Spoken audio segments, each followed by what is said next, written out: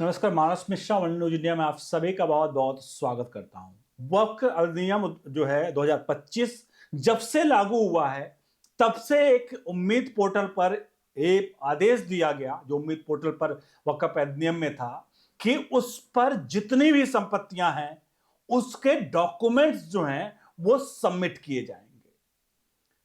6 दिसंबर तक का वक्त था, जहां 6 दिसंबर तक यानी 6 महीने, 6 जून से लेकर 6 दिसंबर तक 6 महीने के भीतर इनको अपनी संपत्तियों का ब्यौरा वक्फ, वो जो उम्मीद पोर्टल है सरकार का, उस पर अपलोड करना था।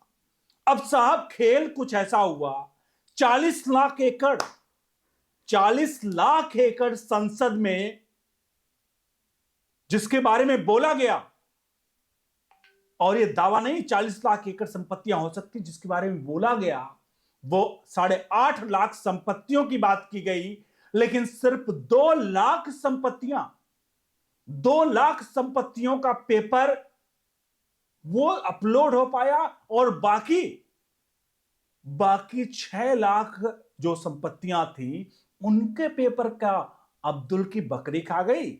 आपको दिखाने जा रहे हैं मामला जब सुप्रीम कोर्ट में पहुंचा था, ओवैसी पहुंचे थे, तो सुप्रीम कोर्ट ने क्या कहा और इस सब के बीच में यह पूरा मामला क्या है, और इस मामले का सच्चाई आपके सामने आएगा। और 40 लाख एकड़ के फर्जीवाड़े का, हिंदुस्तान के आजादी के बाद जमीन का सबसे बड़ा घोटाले का पर्दाफाश आपको दिखाने जा रहे हैं। अनुरोध करेंगे वीडियो के कमेंट बॉक्स में अपनी राय प्रतिक्रिया जरूर दीजिएगा और वीडियो को लाइक शेयर जरूर करेगा। बढ़ते हैं पूरे के पूरे प्रकरण की तरफ, मामले की तरफ। जैसा कि मैंने बताया कि ओवैसी पहुंचे थे सुप्रीम कोर्ट, और सुप्रीम कोर्ट में हालिया में एक फैसला सुनाया, और ओवैसी ने कहा कि 6 महीने के जो डेडलाइन थी वो डेडलाइन इसलिए कम है क्योंकि जो वेबसाइट है वो वेबसाइट धीरे चल रही है, ये हो रहा है, वो हो रहा है, मतलब उनकी गलती नहीं है, इस वजह से ये हम लोग पेपर सबमिट नहीं कर पाए। अब इस पूरे प्रकरण पर अब चीजें जो सामने आई हैं, सच्चाई वो सामने आई है। सच्चाई तो यह है कि उम्मीद पोर्टल जो एक डिजाइन किया हुआ है वेबसाइट है, उम्मीद पोर्टल पर आप कुछ भी ऐसा वैसा नहीं अपलोड कर सकते। मतलब एक प्रारूप है, एक फॉर्मेट है, उसी फॉर्मेट में आपको डॉक्यूमेंट सबमिट करने पड़ेंगे और वही डॉक्यूमेंट सबमिट होंगे। यानी कि जो लीगल डॉक्यूमेंट, जो सरकार, जो वक्फ अधिनियम में पेपर्स है, वही पेपर सबमिट होंगे। बाकी पेपर, कईयों की मैंने कहा ना, कई बकरियां खा गई, कई कुछ हो गया, वो पेपर जब कचरा पेपर वो पहुंचता है तो वो पेपर तो रिजेक्ट होना ही है। और पेपर इनके पास तो है भी नहीं, क्योंकि ये तो वही है कि कोई आया और कहा लो हमने दान में दे दिया, और दान के लिए आपको सिर्फ कोई कहा और आपने दान में दे दिया, किसी से आपने जबरदस्ती उगाही कर ली, किसी से आपने धर्म परिवर्तन उसके नाम पर वो करके, मतलब उसको किसी तरह से आपने उन संपत्तियों को कब्जा किया। और आज जब एक फॉर्मेट, प्रॉपर फॉर्मेट में आपको डॉक्यूमेंट मांगे जा रहे हैं, तो आप जो है प्रॉपर्टी के डॉक्यूमेंट्स नहीं सबमिट कर पा रहे हैं। आप खुद सोचिए कि ये जो 8.5 प्रॉपर्टी थी, लाख की प्रॉपर्टी, मैं एकड़ नहीं बात कर रहा हूं, नंबर ऑफ प्रॉपर्टी की बात कर रहा हूं, 8.5 जो है लाख के आसपास प्रॉपर्टियां जो थी, उनमें से 2 लाख प्रॉपर्टी क्यों पहुंच पाई? इसका मेन कारण यही था कि इन लोगों के पास तो प्रॉपर्टी के पेपर है ही नहीं। ये तो फर्जीवाड़ा, हिंदुस्तान का सबसे बड़ा फर्जीवाड़ा है, जो कि ये भूमि का सबसे बड़ा फर्जीवाड़ा है, और एक देश, पूरा एक देश निकालने की एक बड़ा षड्यंत्र था। 1947 के बाद देश आजाद हुआ, और देश आजादी के बाद 1954-55 में नेहरू के द्वारा ये वक्फ बोर्ड बनाया गया। 1995 में सोनिया गांधी ने इसको और मजबूती दी। रही बची कसर जो थी वो 2014 में जब ये सत्ता से जा रहे थे, उसके 3 या 2-3 महीने पहले ही इन लोगों ने दिल्ली की आधी से ज्यादा संपत्तियां वक्फ के नाम पर सोनिया गांधी चल करके चली गई।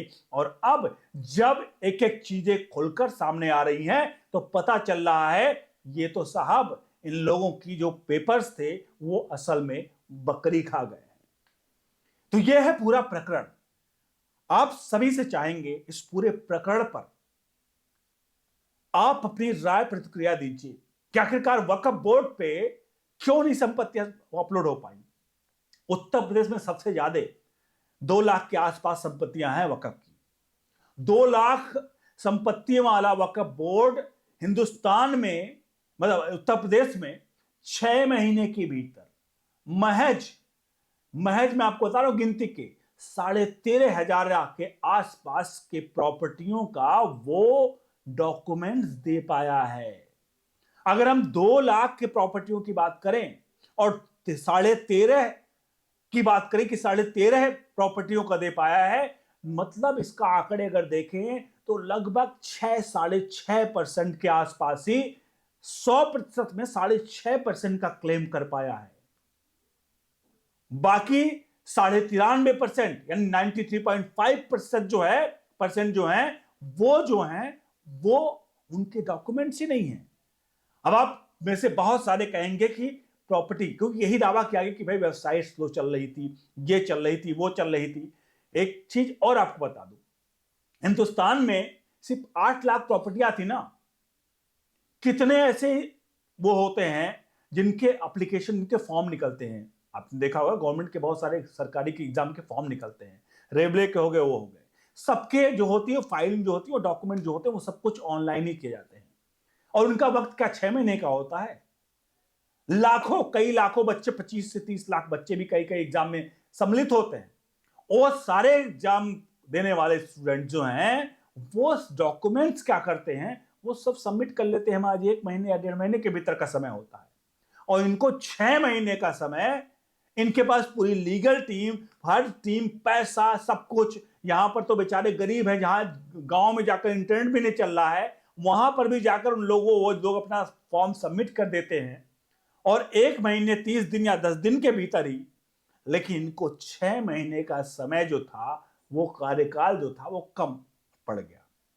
बहरहाल 6 दिसंबर की कार्यकाल की बात चल रही है, वो खबर उत्तर प्रदेश से है, जहां उत्तर प्रदेश में शायद अगला 6 महीना, जो सूत्रों के हवाले से खबर आ रही है, वो अगला 6 महीना और अगले 6 महीने का समय दे दिया गया है।